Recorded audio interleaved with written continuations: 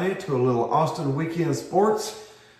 Just a heads up, this one isn't going to be too pretty. No, it's not going to be too pretty. We're going to talk about the Tennessee Alabama game. Yeah. And we're going to discuss how poorly, let's just say, they played. Yeah, that was... Honestly, I expected Alabama to win. But that was just a butt kicking, like paddle to butt. Yeah. Throughout the whole game. I mean, right from the jump, you knew this was going to be a tough one for them to pull out. Yeah. We got more yardage. Let's do the positives. We got more yardage than they did. We were better in about 7 of the 10 statistics, except for the one that matters. Points. One turnover, which ended up being a pick six. We'll get to that. I will get to the points. I will get to that. Trust me. Yeah. So we'll get to that. The positive was we had good numbers, and Deshaun Bishop. That's about it. Deshaun Bishop is a beast. He took right over where we needed him to be, right over from Samson. But other than those two things... That's all. There's a bevy of cons. We looked pretty bad. Very poorly coached, I might add. Yeah. Heupel did as bad a job, but he did a very poor job getting them ready to play. That's not unusual. Yeah, I don't know what happened. And, of course, it's just 2 or 3 plays. 2 or 3 plays makes a huge difference.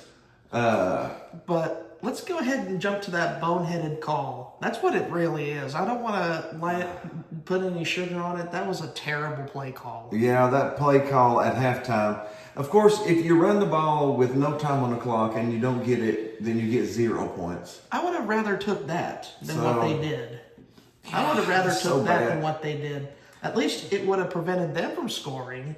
Giving up a pick six was the worst possible thing that could happen in that situation. And they did, because Halsley or Heupel, maybe both, decided somehow that little long-developing slant pattern to Kitzelman was the right play there. Yeah. Instead of trying to use Bishop to run it up the middle. Or some misdirection, something... Or do a quarterback sneak with Aguilar. But no, let's call probably one of the dumbest plays of the entire season, considering the context. That was, well, if we would have got the touchdown, it would have been fantastic, but... it wouldn't have been as catastrophic as what they did. No. Even if we just kicked a field goal there, it would have been But let's just say, points. Even if we had that play work, the defense wasn't going to stop them on the other side of the ball. No. Our defense couldn't really get many stops at all. Alabama's offense was up and down the field pretty consistently. Only had a couple punts throughout the whole game.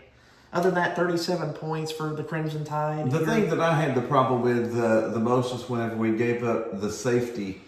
I don't know why we called a play that took that long to develop at the goal line. I don't know why Halsley and Heupel approved of that call. You know you're on the goal line. Why would you call a play to where your quarterback steps back into the play line? And Alabama's defense has enough time to get to him. Why would you... Yeah. I would have much rather have a standard run up the middle. We'd only gave up just a couple sacks the entire year. But Alabama's defensive line kind of teed off on Aguilar. Gave up the most sacks we've given up all season. They got a dirty hit in there too that the refs didn't call. But that's another can of worms for another video. The refereeing accounts across the country, but especially in the SEC, has been suspect. But there wasn't a lot of positives.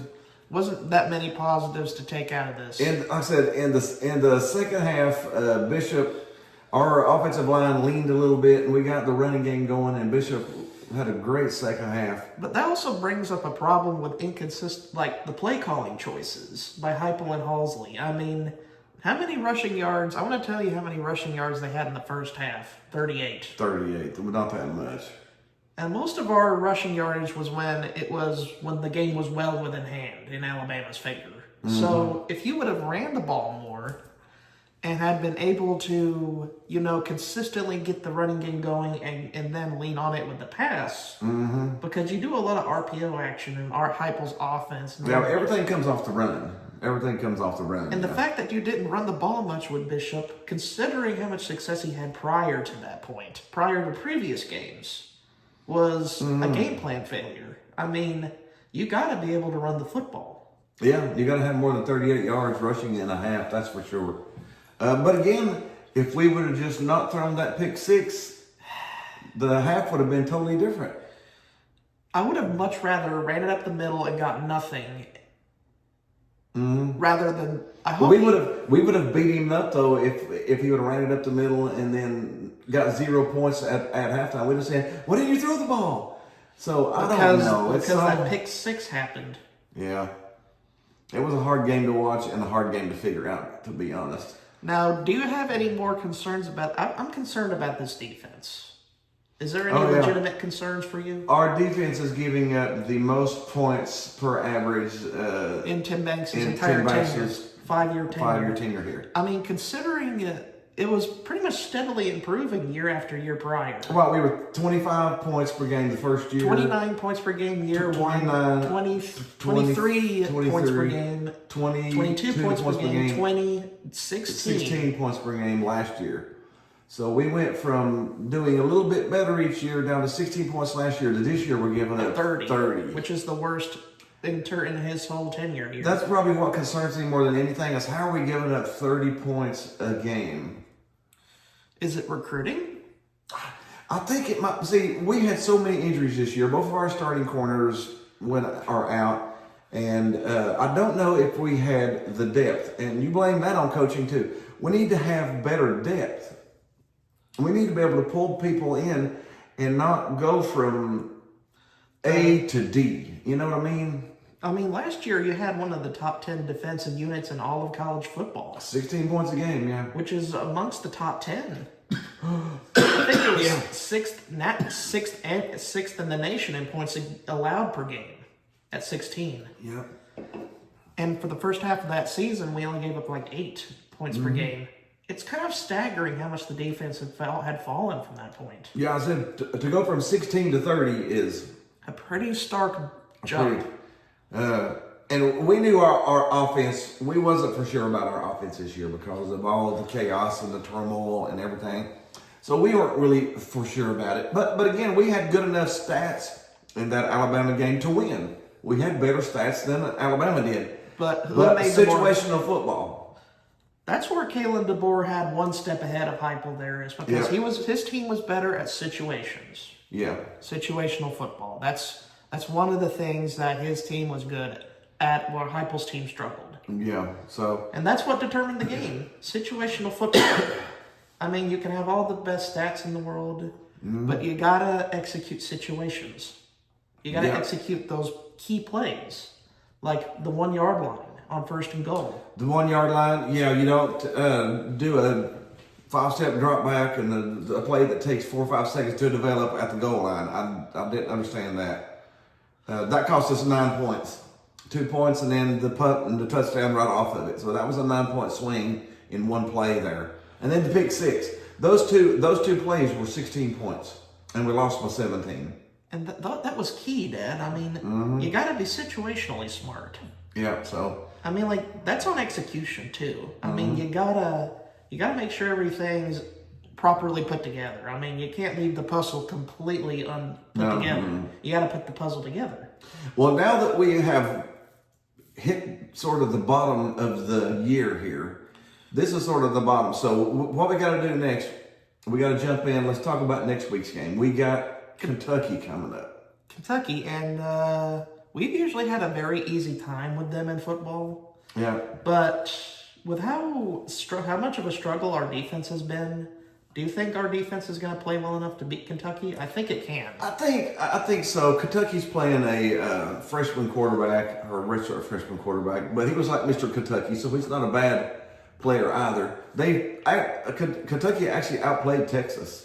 Throughout the whole game, stat-wise, they hammered Texas. But Texas was smarter situationally. Kentucky had it in overtime and ran the ball first down, second down, third down, fourth down, ran all 4 plays right up the middle. And nothing. And got nothing, and then all Texas had to do was just kick a field goal to win. Situational football, that's what ultimately wins games. Kentucky's not a bad team, and we're going to Kentucky. So we need to see how motivated this team, will they come together? Will they get motivated? Will they? Or did this games suck out all the energy from its locker room. Yeah, I think we're favored by 9.5 points over Kentucky, if I'm not mistaken. At Kentucky, which is basically a 2-touchdown game. So, and I believe the over and under is 54 or so like that. If we play up to our standards this time around and rally the troops, we will win. So we're favored like 31-19 or something, or 33-18 or something like that, or 32-18, something like that is what we're favored by. So we'll I will take that line because Kentucky has kind of struggled in SEC play this year. And our offense is explosive. If they click, we're going to score 35, 40 points. As long as we're... Alabama's the first game that we played that we didn't have at least 34 points. And honestly, we should have had 34. And we couldn't play football for tripping over our own feet in that game. It was hard to watch. Situational football. It was hard to watch from halftime on, honestly. After the pick six, it was hard for me to watch because I felt the stress and the anxiety of Alabama. Honestly, it's just that drains you. I mean, when you don't have when your coaches put you in a bad position, there's not much you can really do as a player other than to just go out and do it. Just go out and do it, yeah. But I'm like you. I think we bounce back. I think we've got some great players. We've got a great wide receiver core. We've got a great running back group. Hopefully, we'll have some more people healthy. Hopefully, this week. We don't know at this hopefully point. we can have the play calling be a little more balanced. They have the play calling balanced. We should be able to be a little more explosive in our offense this week. We don't have Alabama's defense there, stopping. And Alabama, I'll give them credit. They've won 4 straight games against ranked opponents. 4 straight top 15 teams. 2 of those being on the road. So Alabama's hot right now. What a surprise! Alabama's good, and the Patriots are leading their division. What is this? 2005? But hey. We haven't won at Alabama since 2003. So maybe 2026 or 2027 is the year. We'll just have to see. We just got to get the puzzle. You can't leave a puzzle piece. You can't out of the equation. You got to put it in the right spot. Yeah, but I think we bounce back. I would probably take Tennessee minus that 9.5. We should be back up into the 35 to 40 point range again, and then we'll hold whoever. As long as we click. Yeah. I said we clicked last week. If we would have got that touchdown in the end zone at halftime, the momentum would have been ours going into the second half. So, but one play, and situational football. You got to execute situational football. Gotta execute it. But like I said, we're Tennessee fans. We're Tennessee fans through and through. We love our team, and we love our coaches. We love our players. We just want better.